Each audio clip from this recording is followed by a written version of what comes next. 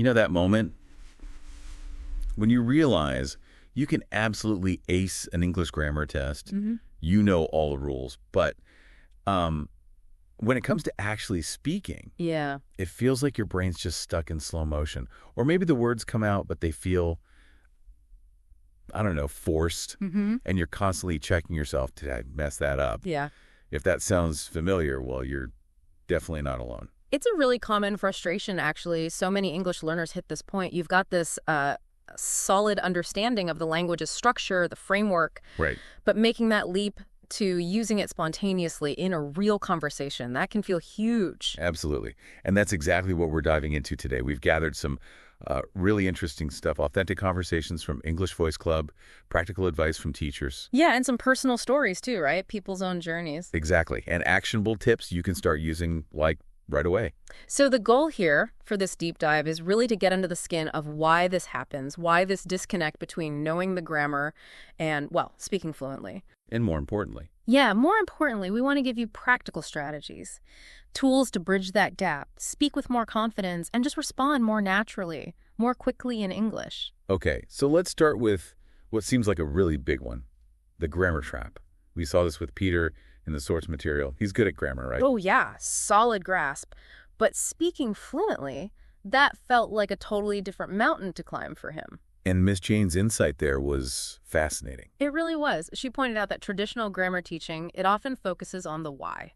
You know, why is this sentence structure correct? Understanding the mechanics. Exactly, the mechanics. But it doesn't necessarily teach you what to say naturally in the moment or how to put together a response quickly. It's like knowing the blueprint for a house, like you said. Yeah, that analogy works well. You need the blueprint, sure, but you can't live in it. Fluency is more like having the rooms furnished, knowing where things are, moving around easily. Knowing the common layouts. Right, and that comes from using phrases, common patterns of language, not just individual bricks. That makes so much sense. Like knowing music theory versus actually playing a song smoothly. You need to generate ideas fluently, not just analyze notes. How often do learners get stuck thinking about rules mid-sentence? Oh, all the time. That mental checklist running while you're trying to speak, it's incredibly taxing. It just slows down your natural flow. Like trying to do mental math while running. Exactly. Your focus is split. And Miss Jane also mentioned that thing about building sentences word by word. Oh, yeah. That sounds painful. Mentally grabbing each word, checking its form. I went to the store yesterday instead of just pulling out the whole phrase. Precisely. Natural English, spoken English, it leans so heavily on these chunks, these common phrases. If you haven't learned and practiced those. Your speech sounds kind of constructed. Yeah, constructed is a good word. It lacks that effortless feel. Okay, so grammar's helpful, definitely foundational, but it's clearly not the whole picture for speaking. The key seems to be shifting focus, at least partly, towards learning and using these ready-made phrases. Exactly right. And that leads us nicely into this idea of building speaking reflexes. Right, Miss Jane's advice to Peter. Don't worry so much about mistakes. Embrace the mistakes. It's so key.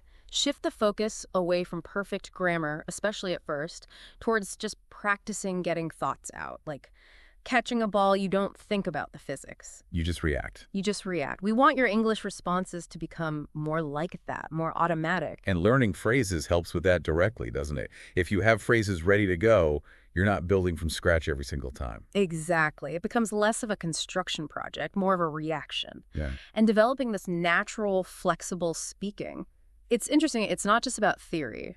No, it seems like it's built through doing. Absolutely. Consistent practice, real conversations, and just soaking it in, reading, watching, listening. All that exposure helps strengthen those English pathways in your brain. Like well-worn paths, making it easier to travel. That's a great way to put it. The more you use them, the clearer and faster they get. And one practical tip mentioned was taking notes, but specifically writing meanings in English, not translating. Why is that better? Well, think about it. Defining things in English keeps you thinking in English. Translating adds an extra step, right? Yeah, native language. English. And it's often slower, plus languages don't map perfectly. Word order is different. Nuances get lost. Like explaining a joke word by word kills the humor. Exactly. So learning whole phrases, whole sentences helps you bypass that slow, often clunky translation process, makes things more fluid. Okay, that makes a lot of sense. Now, what about that other big frustration? slow response time. Ah, yes. Ben's chat with teacher David really hit on this. Ben thought his problem was vocabulary, right? Yeah, he assumed, I must not know enough words, which I think is what most people assume. It's the go-to conclusion. But David pointed out, vocabulary probably wasn't the main obstacle for Ben. So what was it then? It was more about retrieval. Ben talked about his brain taking time to access the information, the memories. Remember the summer holiday question example? Right, he knew the words, but pulling them out and arranging them took time. Exactly. It's like knowing a word exists in the dictionary versus having used it so often it just rolls off the tongue. Declarative knowledge versus procedural knowledge. Got it. Like knowing someone's name versus instantly recalling it when you see them. And the other factor was just not using English enough, right? Those pathways weren't getting enough traffic. Precisely. Use it or lose it, or at least it gets slower. Which brings us to David's catch the words game. That sounded fun, actually. Simple but effective. Can you describe it? Yeah, just naming things around you in English. Point at a pen, say pen, notebook, notebook, but then trying to do it faster and faster, pushing that speed. I could see how that trains immediate recall. Might look a bit odd running around pointing at things, but hey. Tuckles, whatever works. It's a great drill for building that rapid access. And David also stressed immersion films, videos, podcasts. Right, for listening comprehension, but also hearing natural rhythms and styles. Yeah. But what about feeling overwhelmed if you don't understand everything at first? That can be discouraging. True. David's advice there was key. Find level-appropriate stuff. Start where you understand most of it, then gradually challenge yourself. And he mentioned that how to think and speak, video as a good resource for that. Yeah, and alongside that, the importance of, actually talking to people, finding a practice partner. For those real-time exchanges. Absolutely. Regular conversation gives you that low-stakes environment to practice responding quickly. And then, taking it further, actively seeking out English environments, language groups, events, online communities. That immersion really pushes you. It accelerates things, builds confidence. But ultimately, it all comes back to that consistent, regular practice. That's what makes it automatic over time. Makes sense. Okay, let's shift gears a bit and talk about Simon's self-study journey. His story felt really relatable, especially maybe for more introverted learners. Definitely. Moving somewhere like New York, English not being your first language, feeling that fear, it's a big hurdle. But he found his motivation, didn't he, after meeting Stella? Yeah, that seemed to be a catalyst. What's great about his approach is how practical and varied it was. He learned vocabulary and grammar together, always reviewing.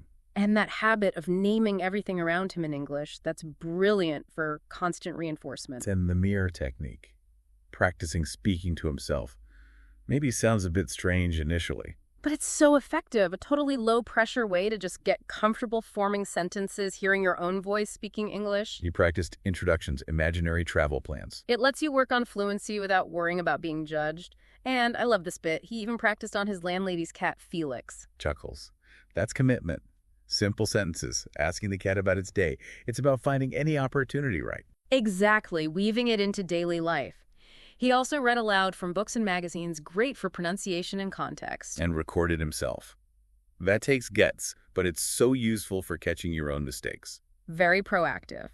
And describing social media pictures in English, another clever idea.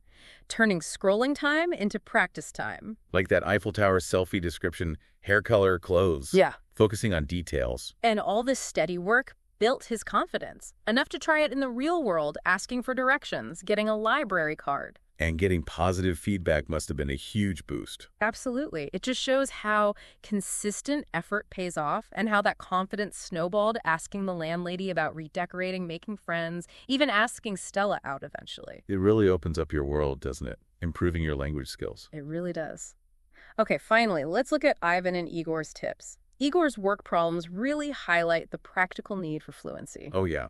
Those misunderstandings, grammar mistakes, typos, misinterpreting phrases like no big deal. That no big deal one was rough. He thought people didn't want to work with him, but they just meant, it's fine. Those things can cause real issues. Definitely. And Ivan's advice seemed really grounded and helpful after Igor found that online course wasn't cutting it. What stood out was the focus on structure, but making it manageable. First, figure out your level with a test. Smart starting point. Right. And then set a goal, make a schedule, gives you direction, keeps you disciplined. It's easy to let it slide otherwise. And starting small. That's crucial. 10 minutes a day, then build up. Prevents that feeling of being overwhelmed. Using Google and Alexa for pronunciation, such an easy, accessible tool. Just talk to your phone or speaker. Mm-hmm. And remembering your why. Making that list of reasons you want to learn English helps keep you going when it gets tough. And that core message, believe in yourself. Mindset is huge in learning anything. Absolutely critical. If you don't believe you can do it, it's so much harder. And Ivan also stressed making it fun. Yeah, movies, podcasts, diaries, singing. If you enjoy it, you'll stick with it. And he even gave that sample a weekly schedule for Adam mixing conversation practice, listening, study, fun activities, real-world practice. A really useful template. But the main thread seemed to be confidence and self-belief, right? Exactly. Fluency isn't just grammar mastery, it's having the confidence to use the language. Okay, so wrapping up this deep dive. Yeah. We've seen the shift needed from just grammar rules to using natural language, especially phrases. Mm-hmm. And building those speaking reflexes through consistent practice, immersion, embracing mistakes. We looked at ways to speed up response time that catch the words game, getting lots of exposure. And Simon gave us great self-study ideas, especially if you're a bit shy. And the big takeaway connecting everything seems to be fluency comes from consistent effort, seeing mistakes as learning opportunities, and actively using the language in ways you enjoy and can sustain. So for you listening, here's a little challenge for this week.